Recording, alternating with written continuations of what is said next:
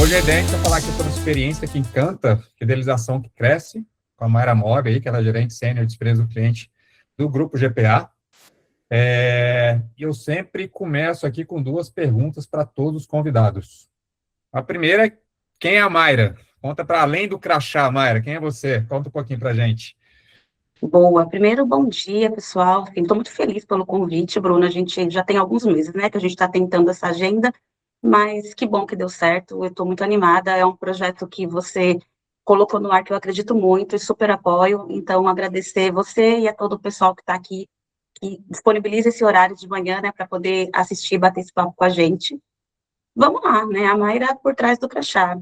Bom, eu sou engenheira civil de formação, eu sou a mulher da física, da matemática, do raciocínio lógico, que gosta de entender por que as coisas funcionam do jeito que elas funcionam, e eu construí boa parte da minha carreira, na verdade, em logística e supply chain.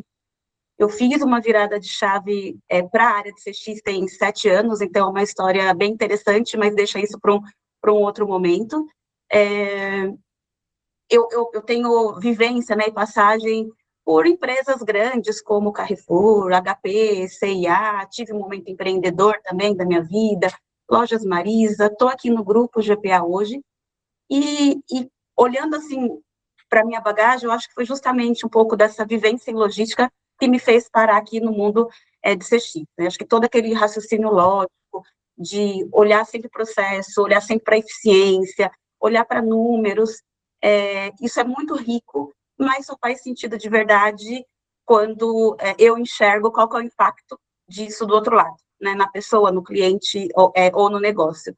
E obviamente que para estar aqui em CX, eu precisei apurar um lado mais criativo, mais emocional, que faz parte desse meu contexto hoje, né, faz parte de quem eu sou como engenheira. Bom, eu também tenho 3 MBAs, eu sou bem, assim, viciada em aprender, entender um pouco de novidades, coisas que estão acontecendo, e eu acho que um ponto importante sobre a Mayra por trás do crachá é que eu trabalho para viajar, para viver experiências. Eu sei que isso pode parecer muito óbvio, muita gente acho que gosta, né, de viajar, mas é esse meu propósito, eu trabalho para viver experiências, acho que também isso conecta um pouco de gostar de CX e conhecer, né.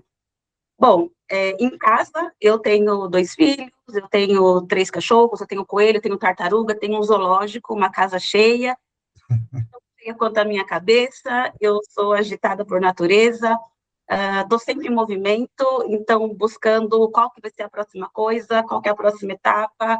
Eu acho que isso também explica, conecta com a área que eu estou e com a profissional que eu sou hoje. Acho que um resumo aí de quem que é a Mayra por trás. Legal. E acho que esse lado analítico seu ajuda muito nessa conversa com a liderança, nessa conversa com principalmente o CFO, de trazer números, de trazer evidências, né? Isso gera uma vantagem competitiva para você no sentido de traduzir melhor o olhar do que está acontecendo na experiência do cliente para números, dados e visão mais de negócio na hora de levar isso internamente, né? Ah, com certeza, até porque, né, a gente vê muita gente tentando descobrir ou encontrar qual que é o ROI por trás do CX, e acho que isso é um desafio que existe para todos nós profissionais da área de CX hoje, mas conseguir falar além do que está escrito num verbatim, isso é relevante, né? Isso é importante, e aí como é que você traduz isso no número que impacta o negócio, né? Menos sobre a métrica que eu uso aqui na minha área, mas mais sobre a métrica do negócio, né? Convertido para lá, é isso. Legal. E falando sobre métricas, negócios, CX, uma outra pergunta que eu faço para todos os convidados aqui é: o que é CX para a Mayra? Relevância. Acho que essa é a palavra. Para mim, CX é resultado, não é uma área que resolve reclamação, resolve, tá? Mas eu tô querendo olhar muito para além disso, né? Então, não é uma área que resolve reclamação, nem que manda pesquisa de satisfação. Eu acho que CX é o resultado de tudo que a empresa decide. de tudo que ela coloca como proposta de valor. Desde quando ela vai falar sobre qual é o preço do meu produto, qual é o sortimento que eu quero ter na minha loja, qual é o processo que eu vou definir para o meu negócio, para a loja, qual que é a política de troca, de devolução, qual é o tom de voz. Então, o cliente, ele não separa isso, né? Na cabeça dele é tudo uma coisa só. Quem separa somos nós, corporativamente. Então, eu acho que o trabalho de CX, ele tem sobre cuidar de cliente, mas acho que é muito mais garantir que as decisões do negócio, lá na origem, já sejam, já nasçam, né? Pensando em quem vai viver o resultado delas. Então, acho que isso é CX para mim. Que no final do dia é negócio, né? É falar de business, é entender dos objetivos da companhia e como CX criações que vai levar resultado, mais um pilar de negócio que vai levar resultado para ajudar a companhia a atingir aqueles objetivos, né? É isso, é menos sobre uma caixa, né? É menos sobre ser uma caixa e ser a veia, né? Que pulsa um pouco disso para o negócio, é isso. Legal. Vamos lá, entrando aqui no nosso tema, que é sobre fidelização, quando a gente fala de encantar cliente, né? Na prática, o que é isso? Olha, acho que eu vou ser um pouco polêmica aqui, mas eu vou me explicar, tá? Eu desconfio um Estamos de pouco, polêmicas. é, eu desconfio um pouco da palavra encantar quando ela vira sinônimo de grandes gestos, né? Acho que eu vejo muitas conversas por aí que para encantar precisa ter dinheiro, precisa ter budget, precisa dar a volta ao mundo. Eu acho que encantar para mim é o cliente sentir que a experiência dele foi mais fácil, foi mais humana, foi fluida, foi aquilo que ele esperava. É isso, né? Acho que, por vezes, aí eu trazendo um pouco aqui para o meu negócio, isso é um funcionário da loja que conseguiu resolver um problema para ele sem burocracia nenhuma. Isso acaba encantando mais do que qualquer ação pontual. O encantamento, de verdade, ele não deve, ele deveria ser pequeno, humano, né? Não custar uma fortuna, não custar dinheiro. Estou falando de ter um gesto simples de um time de loja ou de um time corporativo, de quem está na linha de frente com o cliente, uma solução muito rápida numa reclamação, quando houver um problema. E um exemplo que eu gosto muito de falar, assim, né, nos últimos tempos, falando aqui da minha casinha, e que traduz um pouco sobre encantar, e a gente usa histórias de encantamento para que isso não seja algo a mais, para que isso seja incorporado na rotina, né? Então, vou dar um exemplo aqui, um pouco, né, no nosso dia a dia. Tem uma cliente nossa, numa loja de Minas Gerais, que frequentemente ia, passava muito na nossa padaria, ela gostava muito de comprar um donuts que tinha estrelinhas em cima, e um dia ela foi lá, numa quarta-feira à noite, na quinta-feira ia ser aniversário da filha dela de 3 anos, e ela foi buscar os donuts com as estrelinhas em cima, porque ela tem um ritual na casa dela, que sempre que é o aniversário de alguém da família, eles acordam com um café da manhã na cama especial, e ela ia levar os donuts para isso. E aí, quando ela chegou na loja, numa quarta-feira à noite, não tinha mais o donuts com as estrelinhas, e ela ficou muito decepcionada. E aí, o nosso funcionário lá, ela não falou, né, não expressou isso, mas o nosso funcionário ali por trás sugeriu que ela levasse um bolo de chocolate. E aí ela falou, poxa, mas que o bolo de chocolate não tem as estrelinhas, a minha filhinha gosta das coisas coloridas. E aí, o que esse funcionário fez? Ele falou, olha, o bolo está pronto, mas se você permitir, eu posso levar lá para dentro, eu abro o bolo e eu coloco o enfeite para deixar tão alegre quanto o Dani. E assim, pode parecer óbvio, né? Pode parecer normal, e de fato deveria ser, mas para essa cliente foi algo tão incrível, foi algo tão memorável, que ela espontaneamente começou a divulgar isso nas redes sociais, né? Então, acho que isso reflete um pouco sobre o que é encantar dentro do seu dia a dia, na prática. Então, acho que esse é um exemplo que eu tenho falado muito nas minhas últimas falas, né, dado como exemplo, porque realmente é simples, não custou. Foi uma questão de percepção de um funcionário, entender o que estava acontecendo, entender a necessidade do cliente, fazer a leitura, e aí, para esse cliente, o quanto para ele foi importante se sentir pertencido, né? Sentir único ali. Não, legal. Na sua fala aqui me veio 3 pontos, acho que 2 seguindo a sua polêmica e um não tanto. Um é que a gente vê muito as empresas muito preocupadas nesse tal do encantamento, né, de entregar uma coisa diferenciada. Acho que muito reflexo do Nubank lá atrás, que tinha a bolinha do cachorrinho roxo, aí todo mundo queria ser o Nubank da experiência e entregar uma coisinha roxa para todo mundo.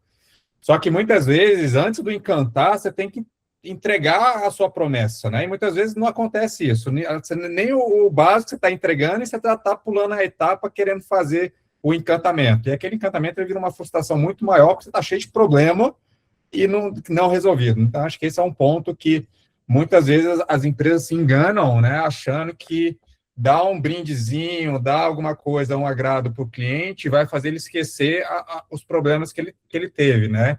Só que, na verdade, primeiro ele quer resolver aquele problema, né? Ele quer, cara, ir lá, fazer o que ele precisa fazer e voltar resolvido e de uma forma muito simples. E aí é o segundo ponto, né? É o básico bem feito, né? Que é muito comum a gente falar, é até um clichê aqui falar sobre isso, mas é isso, né? A gente está num momento que parece que o básico virou algo extraordinário, né? Que, sim, que você tem tanta experiência ruim que quando alguém entrega o básico ali, você fala, nossa, né? Que demais, né? A gente conseguiu uma experiência boa. Então, acho que esse ponto, né? De, cara, vamos entregar a promessa da marca, vamos fazer o básico bem feito, porque o básico bem feito, o cliente já, pelo menos, ele vai passar naquilo e vai resolver o que ele precisa ser resolvido. Então, acho que é muito disso. E aí, o terceiro ponto é a questão da empatia, né? Trazendo muito o seu case aqui, né, Mayra?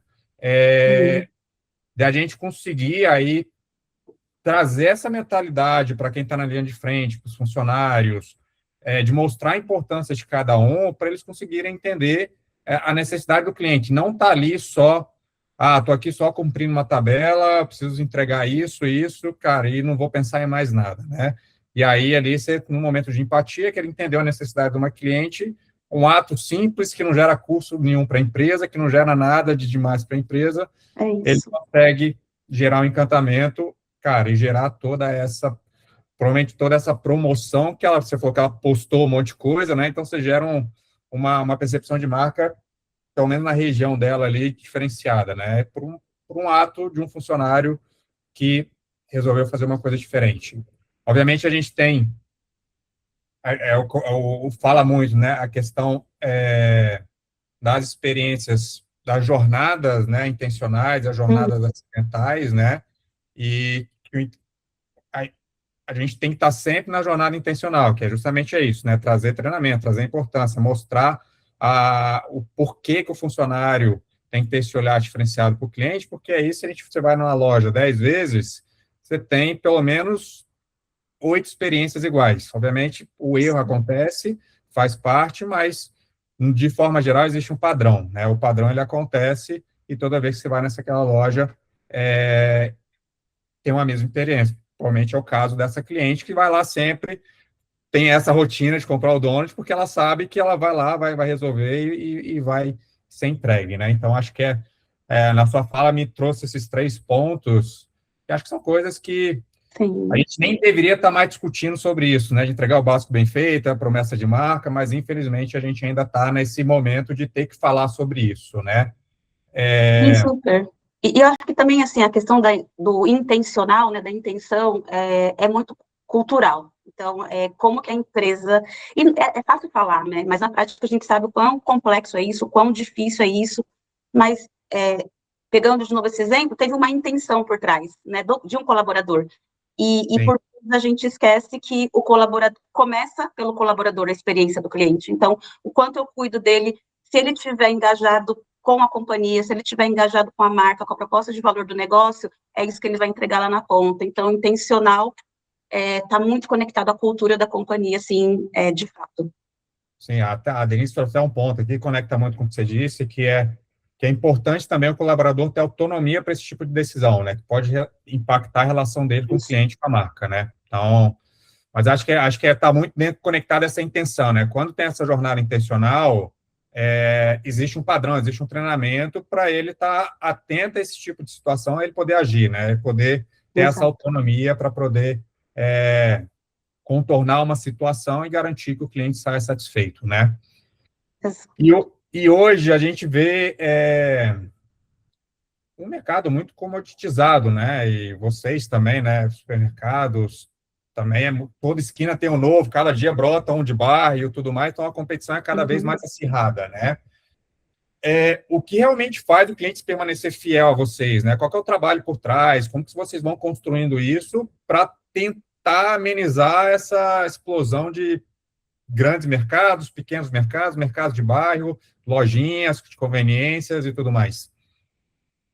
Bom, acho que quando a gente faz algo intencional, eu já fidelizo o meu cliente, então isso começa por aí. Mas, para além disso, consistência, o Bruno, a gente fala muito, né, o básico bem feito, você sabe que essa frase hoje ela me incomoda, porque o tempo todo está falando isso, é extremamente clichê, e eu acabo até usando outra frase, até no meu âmbito pessoal, lá em casa todo mundo até já está cansado de me ouvir, que eu falo que obviedade é um pouco do limite da ignorância, sabe? Então, assim, é óbvio que as coisas precisam funcionar na sua fundação, né? Então, é isso. Então, acho que para permanecer fiel a uma marca, a consistência tem que ser mais do que a intensidade. O que eu quero dizer com isso, tá? Eu quero dizer que, por exemplo, não adianta eu ter um único bom atendimento hoje se eu tiver três experiências ruins. Não vai compensar. Então, precisa ser. Se eu tiver vários atendimentos bons, vai compensar uma experiência ruim, mas um não vai compensar três ruins. Então, acho que a fidelidade real está muito conectada com isso, né? Que é o cliente confiar que mesmo quando algo dá errado, e vai dar errado, né? Isso é inevitável em qualquer negócio, no varejo, especialmente num negócio como o nosso, que a frequência é alta, vai dar errado.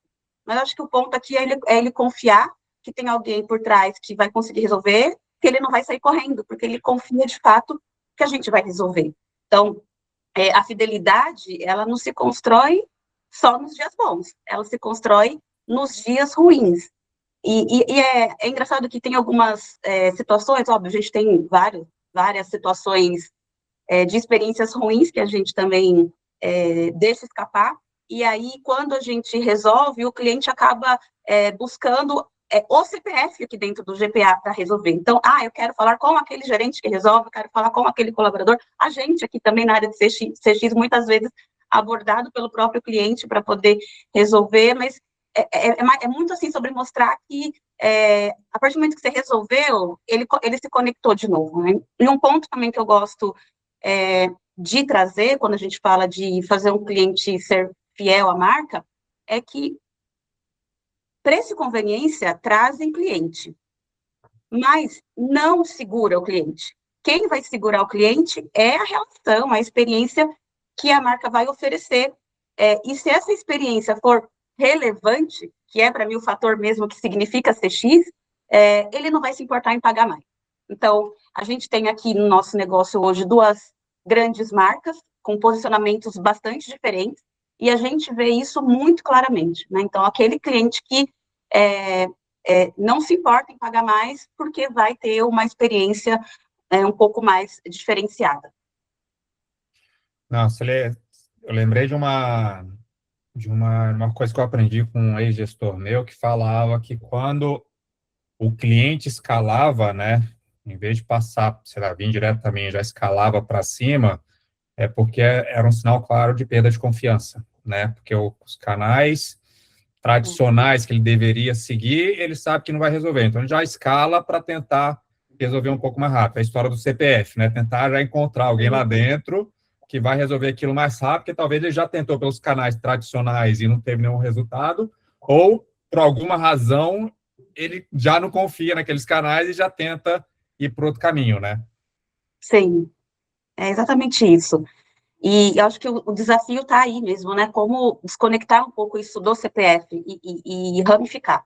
Então, é desafiador, não é simples, mas acho que esse é o caminho que o cliente espera. A gente também, quando está vestindo a camisa do consumidor, né? Não está aqui vestindo a camisa do profissional, também sente isso, espera isso.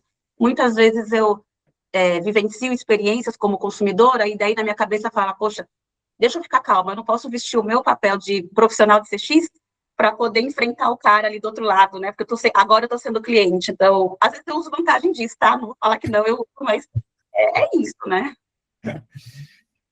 Não, legal. E, Mayra, você falou no começo, é inquieta, que você está sempre buscando, né, novas referências, estudar mais e se atualizar. Imagine que você acompanha toda a concorrência ou até outros segmentos quando se fala de fidelização, né? Nessa sua busca, no seu estudo aí interno, na sua opinião, onde que você acha que as empresas estão mais errando ou achando que estão fidelizando, mas na verdade estão mais afastando os clientes da sua, né, da sua marca? Tá. Eu vejo isso em 4 camadas, basicamente. Pode ser que eu lembre de uma quinta aqui, tá? Mas primeiro que tem um erro que é mais de raiz mesmo, né? De confundir cliente cativo com cliente fiel. O cliente cativo, ele compra porque ele não tem uma melhor opção no momento. E o cliente fiel, ele vai comprar porque ele escolhe, mesmo tendo outras opções. Então, tem muita empresa hoje que comemora a recompra achando que é fidelidade. Isso é um erro que eu vejo bem frequentemente. Quando, na verdade, a recompra é só a ausência de uma alternativa. Tem uma segunda camada, que é achar que desconto é fidelidade. Na verdade, isso é retenção por preço, né? O cliente vai embora assim que aparecer um concorrente mais barato. Eu não estou dizendo que o preço não é importante, tá? Para fidelizar, mas tem que ter o além disso. Então, se for baseado só no preço, esse cliente vai embora.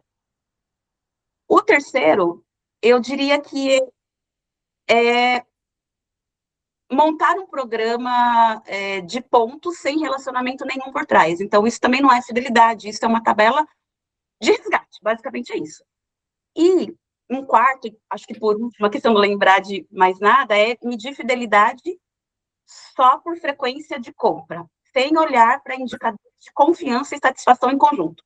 Então, no fundo, todos esses erros têm a mesma raiz. A empresa olha para o comportamento e esquece de perguntar o motivo por trás desse comportamento. Eu acho que é exatamente esse motivo que separa quem é fiel de quem só está por estar, porque não tem nenhuma outra opção melhor, sabe? Então, eu acho que é sobre isso, né?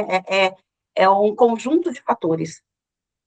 E tem muito programa de fidelidade que é isso, né? Cria ali só para falar que tem, mas É, quando você vê os benefícios ali, você tem que gastar 1 milhão para ganhar R$ 2, né, de desconto.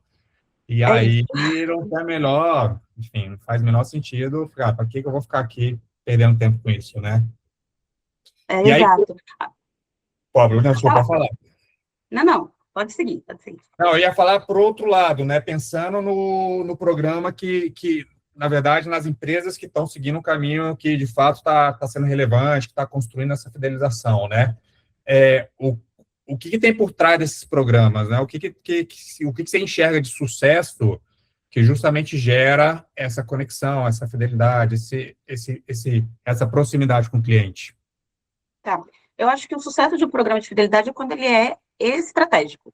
Tá? Então, o que eu quero dizer com isso? É quando ele usa o programa para entender e servir melhor o cliente, não só para dar desconto. E aí, como você bem falou, o mercado brasileiro está bem saturado de programa que só pontua. E, inclusive, nas pesquisas que a gente faz aqui interna, né, e até outras que a gente lê de mercado, a gente vê o quanto o cliente hoje, né, falando um pouco do Brasil, ele tem como referência os programas de fidelidade de companhias aéreas, porque lá ele enxerga que realmente tem muitos benefícios. Então, vai para além disso. Que hoje também já é questionável isso, né? É verdade. Nas condições que a gente tem vivenciado aí, mais recentemente, tem perdido um pouco, mas o cliente ainda sente lá como uma referência, tá?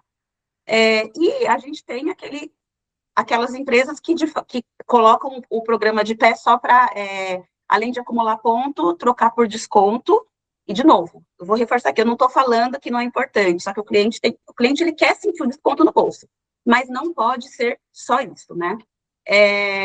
Acho que é um programa de sucesso também quando os dados do programa retroalimentam todo o restante da companhia, no que diz respeito a sortimento, qual vai ser meu tipo de comunicação, se eu vou ter uma precificação personalizada, se eu vou ter uma jornada de compra especializada, diferenciada para cada tipo de cliente. Então, o programa, eu acho que ele tem muito sucesso quando ele escuta o cliente de fato e apresenta os benefícios para ele. Então, outro dado que é bem interessante é que no Brasil, não sei se aqui todo mundo sabe, mas cerca de 88% das pessoas participam de um programa de fidelidade. Isso significa que, na média, a gente está falando de que cada consumidor, todo mundo vai fazer conta aqui agora que eu sei, tem, em média, 8 programas. Cada consumidor tem, em média, 8 programas de fidelidade.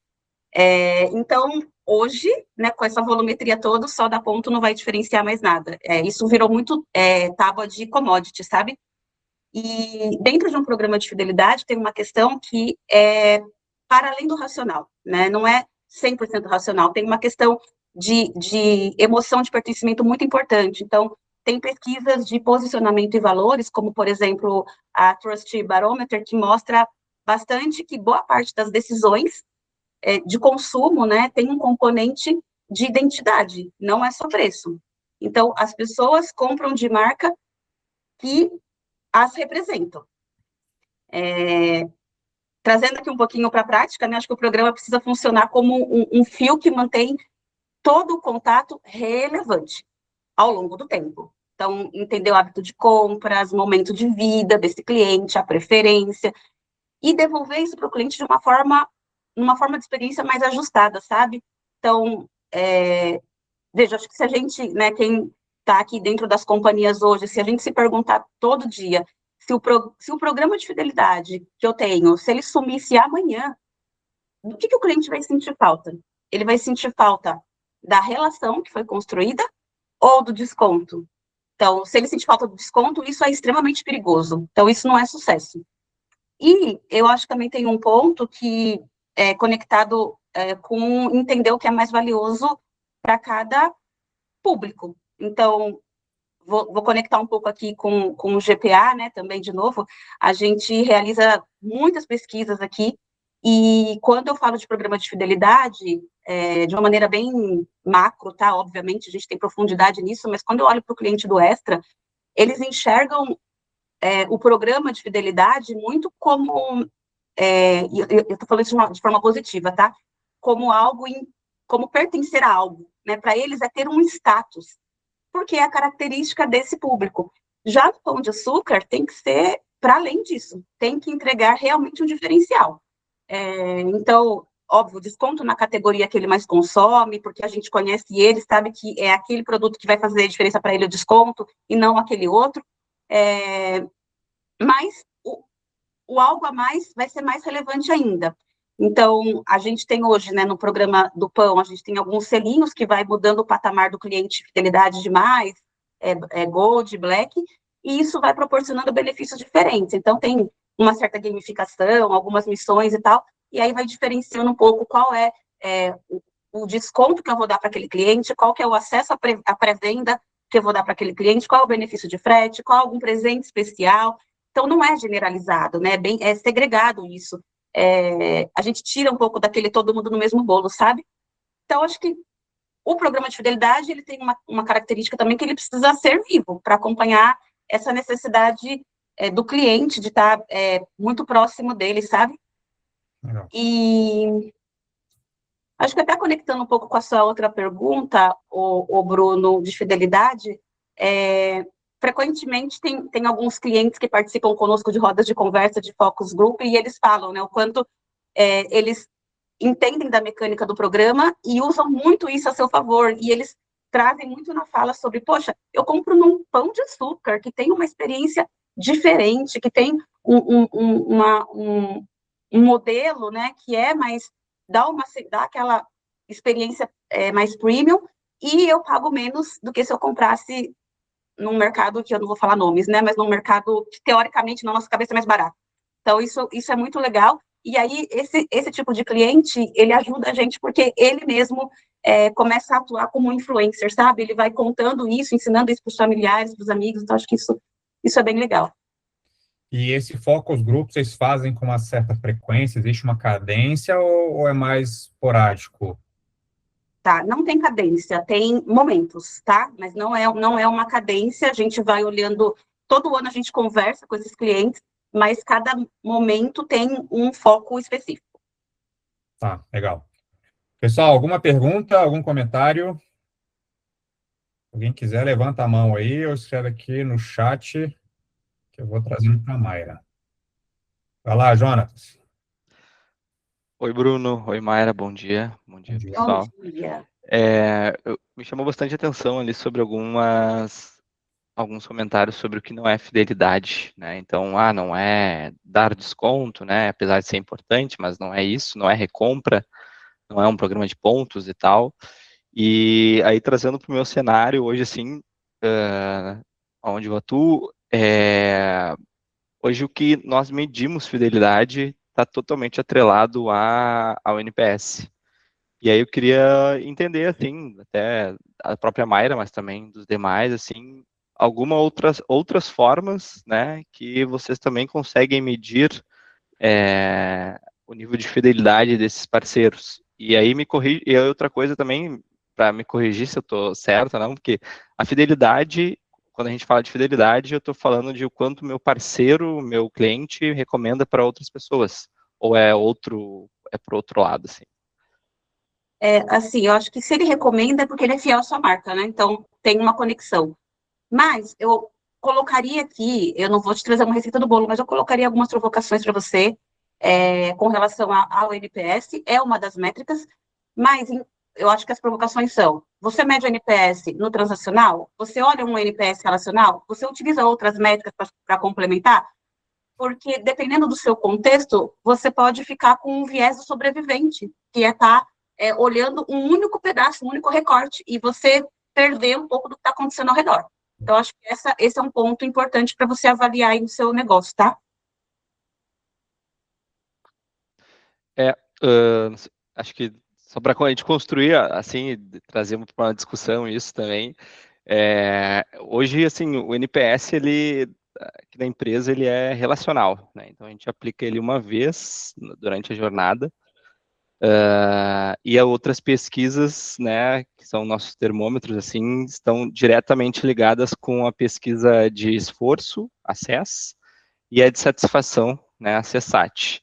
Aí são essas pesquisas que a gente aplica transacional, né? Então, a cada movimento, a cada solicitação, a cada pedido. E acho que, assim, o grande ponto, assim, é que realmente o que eu vejo é que, às vezes, no NPS vem um resultado enviesado, que é só daquele período ali, que a gente tem energia, dedica energia para aumentar engajamento, e eu não daqui um pouco, a pesquisa acontece em outubro, mas a sensação do meu cliente em abril era outra, né? Então, e que eu não consegui captar daqui um pouco na Macés, porque ele nem me contatou, não fez nenhum pedido naquele período, né? Certo. Acho que tem uma questão de ajuste aí também, né, Johnny? Você vai entendendo o seu negócio, onde que faz sentido cada situação que você está trazendo, mas não deixar de olhar também a sua base de dados. Então, qual é a base de dados dos seus clientes ativos, dos clientes que churnearam, dos clientes que estão prestes a churnear, para você conectar com o que está trazendo nas pesquisas de satisfação, de fidelidade, isso vai ser relevante, tá? Para você ter um cenário completo. Uhum. E alguma outra forma de mensurar a fidelidade? Eu acho que em grandes linhas, de novo, né, cada negócio tem o seu modelo. Uhum. Em grandes linhas, conectar diversos indicadores, diversas fontes, mas também sem se perder em diversas fontes, porque eu vejo também que tem empresas que têm muitos dados e não conseguem fazer a leitura do que tem. De tanto dado que tem, não consegue fazer essa leitura. Então, acho que conectar o seu negócio, o que ele pede, uma coisa é olhar para o programa de fidelidade, outra coisa é olhar para o restante dos seus clientes, porque, de certa forma, a gente quer que os outros clientes também sejam fiéis, então como é que eu vou trazer essa turma para o programa de fidelidade? Então, não ficar com um recorte muito, muito míope. Só complementando aqui, muitas vezes também, Jonas, a gente tem que tomar um cuidado, porque às vezes você está olhando só o NPS, né? Ele pode trazer vários vieses, até pelo momento que você está mensurando isso. Às vezes o seu cliente está satisfeito, está recomendando sua marca, mas não necessariamente ele está recomprando, ele está indicando, ele está criando outras ações. Então, ele é um cliente feliz, mas que não gera nova receita para o seu negócio. Então, talvez não é um cliente interessante para você, né? Acho que é legal você começar a tentar trazer outras métricas de negócio para se correlacionar com o NPS. Então, sei lá, frequência de compra, ticket médio dele está aumentando, está baixando, o tempo de uma compra para outra, ele tem um padrão, não tem um padrão. Então, acho que isso são dados que vai te dar uma visão de que se ele está num padrão ou se ele começou a comprar muito e está diminuindo isso. Se ele está diminuindo isso, está diminuindo, é sinal que ele pode estar satisfeito, pode estar tudo, mas, cara, ele está deixando de comprar com você. Se ele está deixando de comprar com você, provavelmente ele está comprando em outro lugar, né? Porque em algum lugar ele está comprando. Então, acho que você trazer outros olhares também de outras métricas vai ajudar a ter uma visão mais apurada do que está acontecendo e tentar eliminar, de fato, alguns vieses. Legal. Obrigado, Bruno. Obrigado, Mayra. Imagina. Vai lá, Karine. Bom dia, gente. Eu cheguei um pouquinho atrasado, mas eu ia falar exatamente o que o Bruno trouxe agora. Sei que o tópico é sobre fidelização, mas eu acho que isso conversa muito com a métrica ali de churn, né, que é acompanhar ali esse cliente. Eu trabalhei na Ipiranga e lá eu sempre gostava de falar que o cliente, ele sempre deixa um rastro, né, eu falava que era um rastro de sangue quando ele vai nos abandonar, e nós conseguimos criar um sistema para a gente acompanhar esses clientes, justamente trazendo isso que o Bruno trouxe, cruzar outros indicadores para além de indicadores de satisfação e engajamento, né?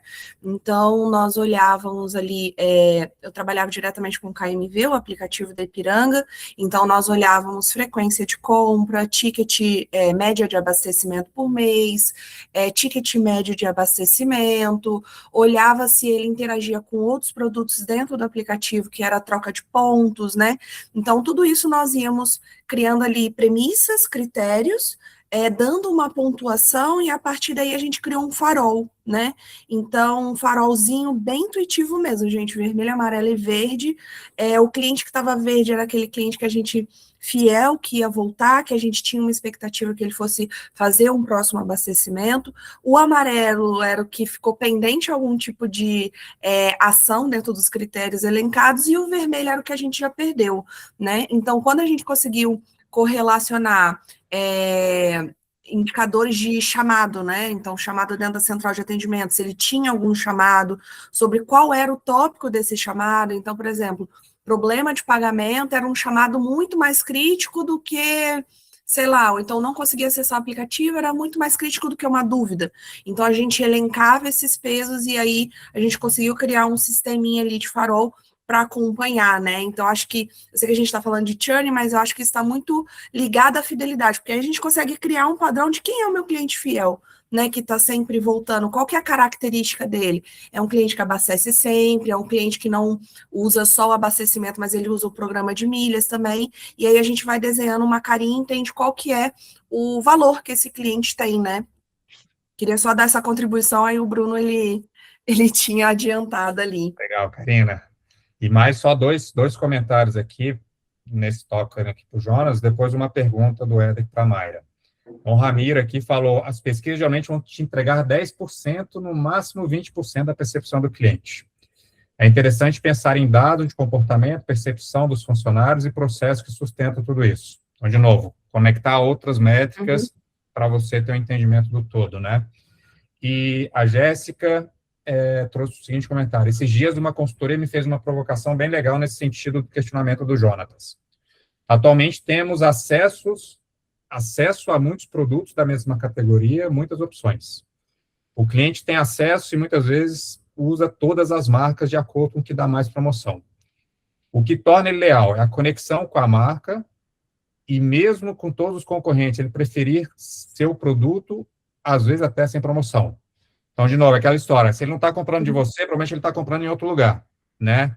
Então, é por isso que entender, assim, a frequência de compra, o ticket médio, tudo mais, para você entender se ele continua no padrão estável, se ele aumentou, se ele diminuiu. Se ele diminuiu, acenda um alerta ali, porque tem algum problema acontecendo, né? E aqui uma pergunta, Mayra, do Éder, nosso amigo Éder aqui, no seu contexto varejo, né? Programa de fidelidade hoje é um centro de custo ou um gerador de valor? Como mensura o valor gerado do programa de fidelidade no negócio atual? Bom, o programa de fidelidade custa, isso é fato, tá? Mas a gente enxerga ele muito como um gerador de valor, porque se não for um gerador de valor, não se sustenta. E a gente já tem um programa de fidelidade há muitos anos, o Pão de Açúcar, inclusive, foi pioneiro no programa de fidelidade no segmento de varejo alimentar, tá? A gente mensura isso cruzando exatamente as métricas que foram comentadas já aqui. Então, eu estou olhando o meu ticket médio, a frequência, o gasto médio, como é que está o comportamento de compra desse consumidor, porque tem os consumidores que a gente fala que não é esse consumidor que eu quero, que é o caçador de promoção, né? Então, ele vem, ele compra muito, mas porque está na promoção, daqui a pouco ele nem dá as caras aqui. Então, isso não gera valor de fidelidade, mas a gente também a gente vai conectando todo o contexto para isso, né? Então, por exemplo, a gente conhece muito bem quem são as nossas personas, e conhecer as nossas personas traz muito valor para a gente entender, dentro de cada persona, quem é aquela que eu preciso aumentar, ampliar a frequência dela dentro de casa, quem é aquela outra persona que eu preciso aumentar o meu relacionamento, quem é a outra que eu preciso aumentar o ticket médio, e para cada uma delas, a gente olha o que o programa vai oferecer, o que isso vai trazer de retorno para o negócio. Mas isso é uma estratificação, né? Como se tivesse uma pirâmide, vai estratificando, afunilando, para chegar onde você precisa. E, obviamente, trazer o valor. Vai lá, Rô. Bom dia, Mayra. Bom dia, pessoal. Bom dia. Bom, eu gostei muito, né, quando você trouxe ali, né, que desconfia da palavra encantar, né, quando está relacionado a grandes gestos, né, que esse encantamento tem que fazer parte aí da rotina, né, e da questão de que a consistência tem que ser mais do que a intensidade, né, isso realmente foi bem importante.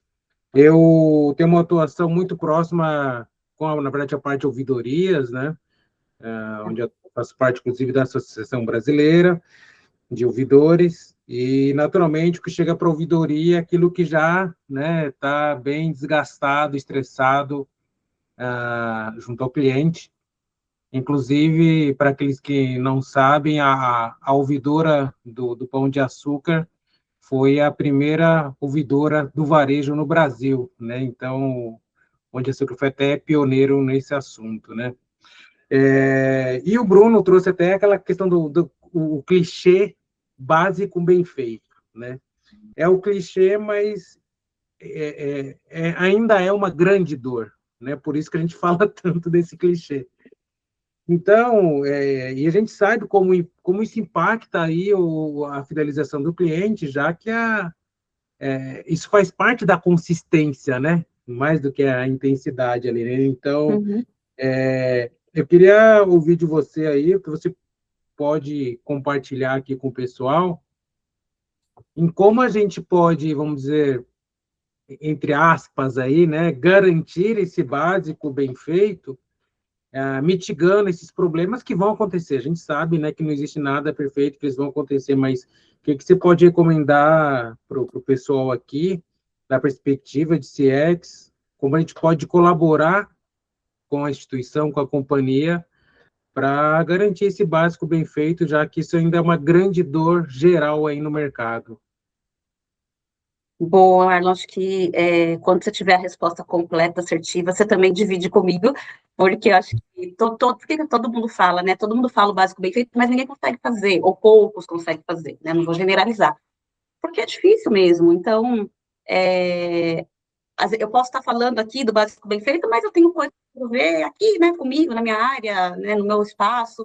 Então, de fato, não é fácil, mas eu acho que tudo começa, de novo, pela cultura, pelo colaborador, o quanto esse colaborador faz parte dessa experiência, né, porque a partir do momento que ele faz parte dessa experiência, ele consegue contribuir melhor para esse básico bem feito.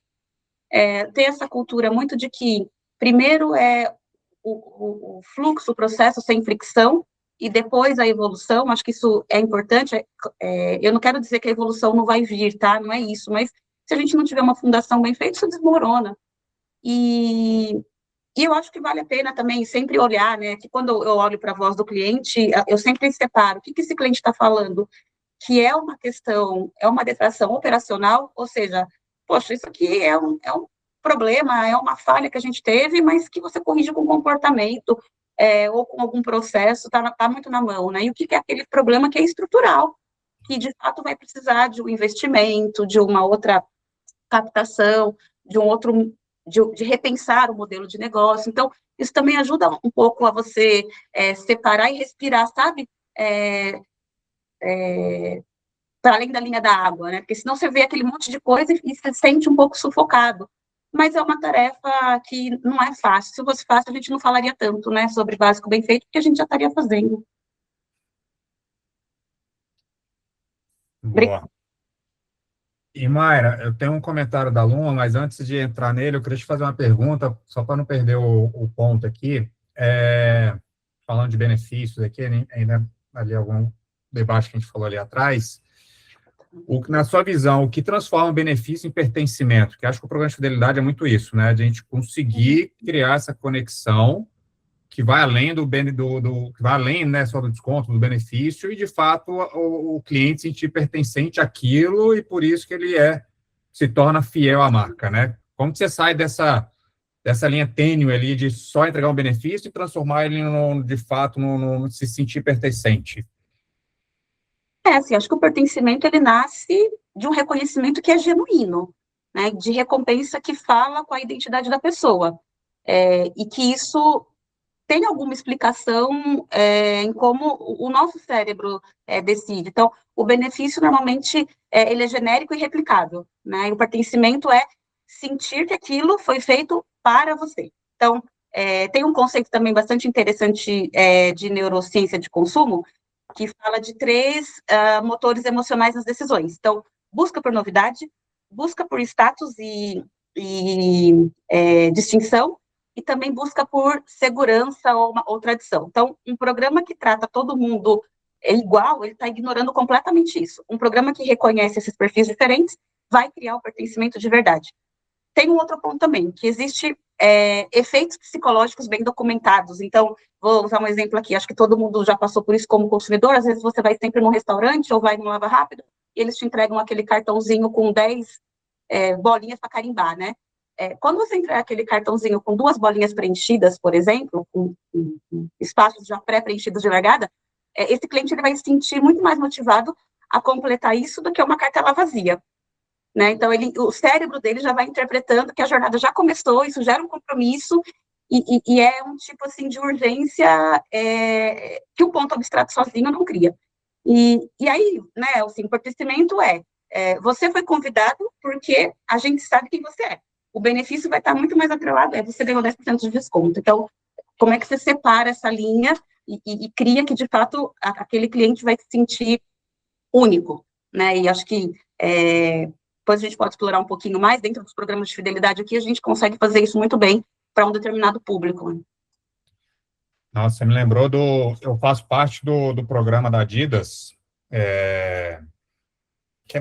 eu falo que é um programa de fidelidade / uma comunidade de corredores, né, que eles entenderam muito bem o perfil do seu cliente, né, então corredores correm por quilometragens, né, então está sempre acumulando quilometragens.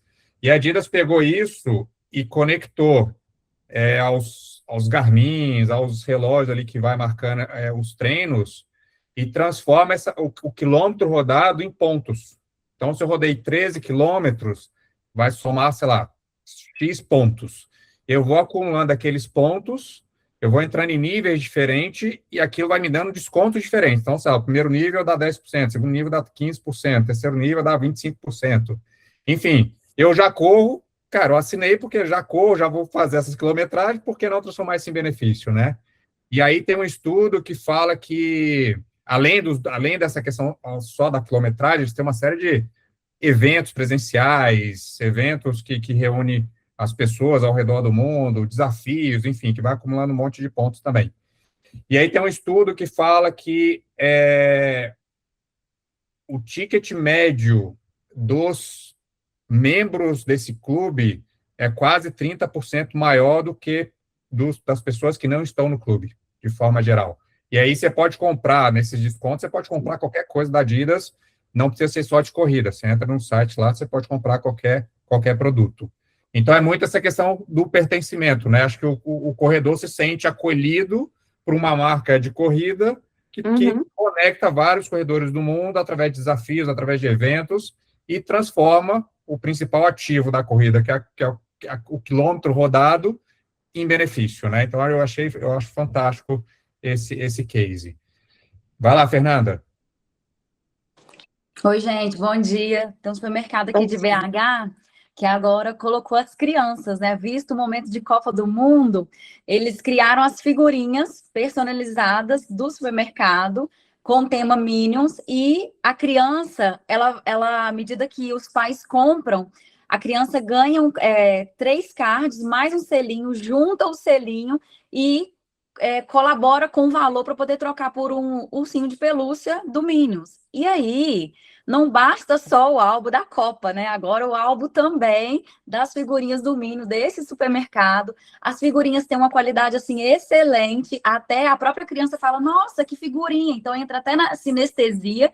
E, além disso, essa busca da criança por alcançar aquela quantidade de selinhos. Aí liga para o tio, sabe que a tia gosta de comprar nesse supermercado. Então, neste momento, eles investiram nessa fidelidade das crianças quererem ir ao supermercado para poder alcançar as figurinhas e o selinho, fazer uma movimentação familiar.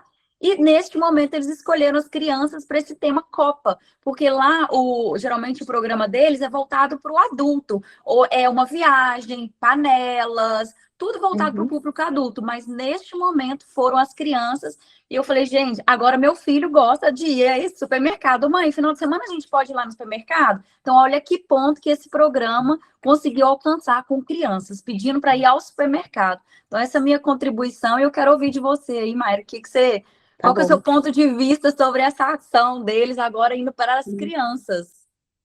Ô, Fernanda, acho que um ótimo exemplo esse, porque a gente tem visto mesmo, acompanhado muito em diversas tendências aí de consumo, que a criança passa a ser o decisor de compra na família. Então, quem conseguir sair na frente, né, as marcas que conseguirem sair na frente utilizando disso, vão ganhar. Então, de fato, a criança está conduzindo o pai a qual lugar ele quer ir. Na minha casa, eu também tenho diversos exemplos sobre isso, com várias marcas. Não é mais onde eu quero, é muito mais sobre as minhas crianças. Então, assim, é fantástico, tá, o seu exemplo, e a gente tem que saber surfar essa onda, porque realmente eles é que vão conseguir tornar os pais fiéis. Boa. Mayra, eu tenho 3 comentários, perguntas aqui, eu vou fazer para a gente encerrar, para não atrasar tanto, tá? A primeira aqui é da Luma, então, debate fantástico, realmente podemos perceber que atualmente o básico virou extraordinário, e um atendimento que deveria ser padrão hoje é considerado fora do comum. Muitas vezes percebo que isso acontece porque as empresas demandam o encantamento do cliente sem realmente analisar e entender a profundidade do processo de demandas necessárias para atingir esse tão sonhado encantamento. Como o fato de dar autonomia para o colaborador, tomar decisão de acordo com a cultura da marca e contornar situações de crise para garantir a satisfação do cliente. Analisando um grande case de sucesso, a empresa Disney, os famosos Magic Moments, representa exatamente isso. Os funcionários vão além. To infinity and beyond, para contornar uma situação ruim, pois tem a segurança do apoio e reconhecimento da empresa. Sabem que não serão penalizados, mas sim aplaudidos ao fazerem o impossível para criar uma experiência inesquecível para o cliente. Por que você imagina que é tão difícil para outras grandes empresas fazerem o mesmo? Olha, eu acho que isso, acho que eu respondi um pouco isso, que acho que quando foi o Arlon, né, que fez uma pergunta sobre qual que é o segredo do básico perfeito, acho que foi ele. Eu acho que é isso, é difícil, não é fácil, eu acho que tem, de novo, a questão de governança, de cultura nacional, de cultura, não só no Brasil, em outros lugares também, apesar da gente ouvir falar muito, né, que o Brasil acaba sendo uma referência, o Bruno faz um pouco desse papel lá fora, né, Bruno? Mas tem muita coisa para aprender, tem muita coisa para desenvolver. Disney sempre vai ser um exemplo muito clássico e por vezes, assim, inalcançável por outras marcas, né? Então, como é que a gente pode usar eles sempre como um exemplo e tracionar isso dentro de casa? De fato, a gente vê algumas marcas, né, assim, e até menores, fazendo coisas que já nascem com esse pensamento. Então, isso é relevante. Talvez as marcas que estão há muito mais tempo no mercado, que nasceram num outro contexto, num outro cenário, numa outra realidade, levem mais tempo para virar esse Titanic.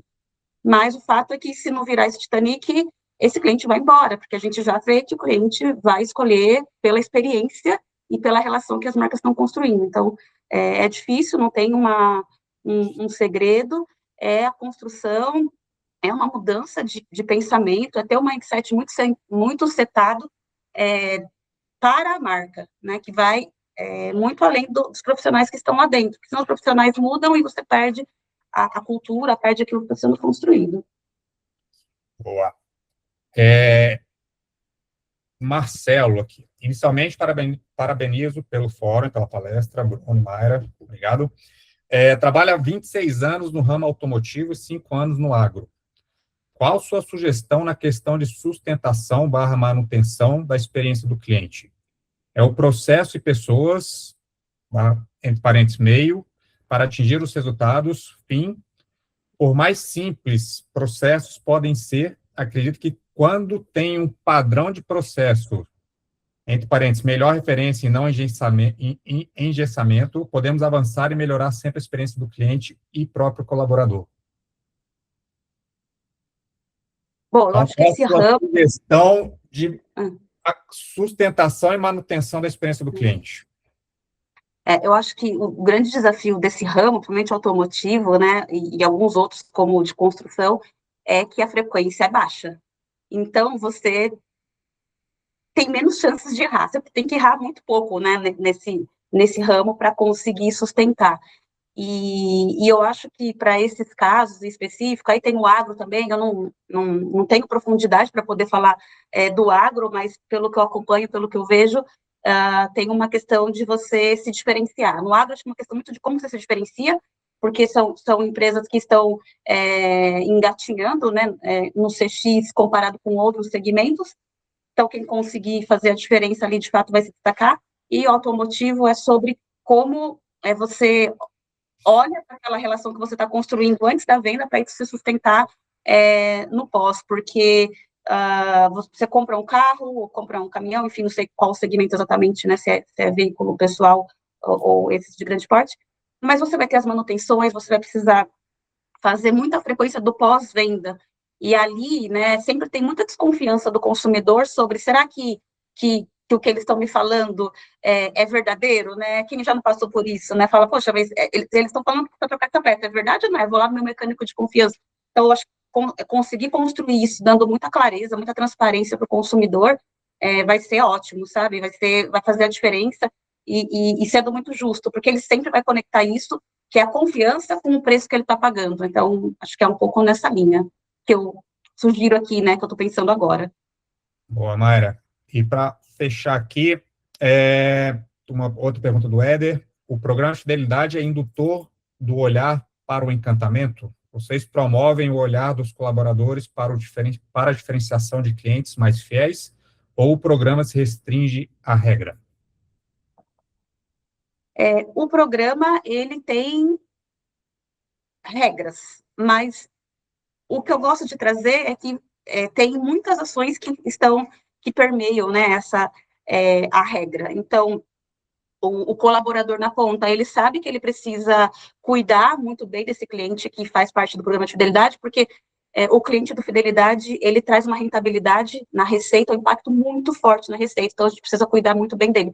Então, o colaborador consegue entender quem é esse cliente dentro da loja, ou quando tem um pedido no e-commerce, ele consegue entender, tá?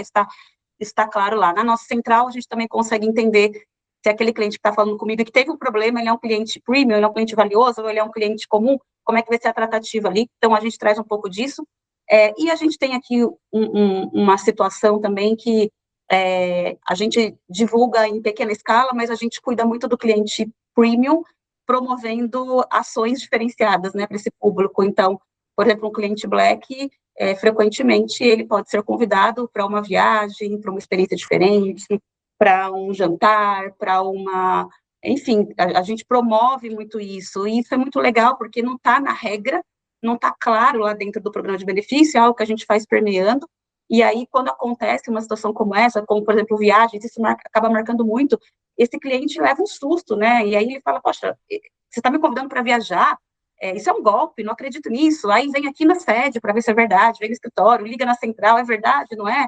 E aí, depois que ele entende que é verdade, vem aquela pergunta, mas como que você me achou? Né? Por que eu fui escolhida? E aí é muito legal, porque aí você conecta o programa de fidelidade com aquilo que gera significância para o cliente. Então, para o cliente vai gerar muito memória afetiva, algo que ele carrega e conta para outras pessoas, vira parte da história dele, e ele vira um promotor, né, para a gente, e um disseminador da marca muito espontâneo, muito orgânico, e para a marca reposiciona cada vez mais a marca de onde eu compro para uma posição de quem me conhece me trata bem. Acho que é isso que a gente acaba fazendo aqui um pouquinho. Boa. Mayra, para a gente fechar... vai lá, Éder, complementa aí. Não, beleza. Para a gente fechar, qual reflexão que você deixaria aqui para o público hoje, para levar para casa, para pensar no final de semana aí, para tentar levar para suas empresas aí semana que vem?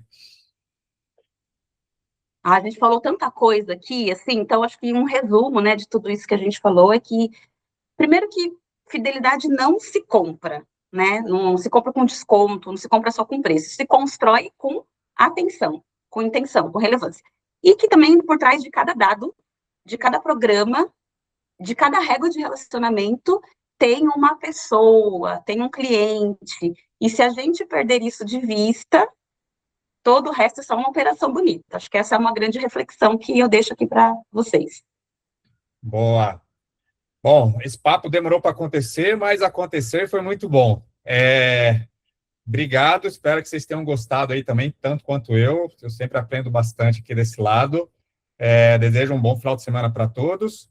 De novo, todo esse material, assim, não só esse da Mayra, a gente vai editar e vai jogar no canal do YouTube, mas todos os diálogos estão lá também, tá? E toda semana a gente tem aqui um diálogo diferente. Na próxima semana a gente vai falar com o Rony Borba, que ele é gerente geral do Hotel Puma. Ele vai contar um pouco das histórias lá da hotelaria, como que eles fazem para encantar cliente. Então, acho que vai ser um papo bem legal. O mesmo horário, sexta-feira, 9 da manhã, já está disponível lá no nosso calendário, quem quiser fazer inscrição. E é isso, pessoal. Muito obrigado e até a próxima. Obrigada, pessoal. Até a próxima. Tchau, tchau.